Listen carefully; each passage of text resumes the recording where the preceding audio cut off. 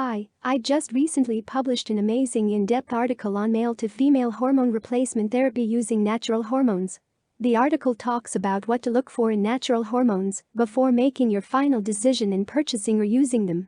It covers everything from how natural testosterone blockers, estrogen boosters, and progesterone work, different types of natural over-the-counter hormones you can choose from as an effective alternative. I'd appreciate any feedback, personal opinions, recommendations in the comment section of the article. Visit www.tblockers.com or click the first link in the description.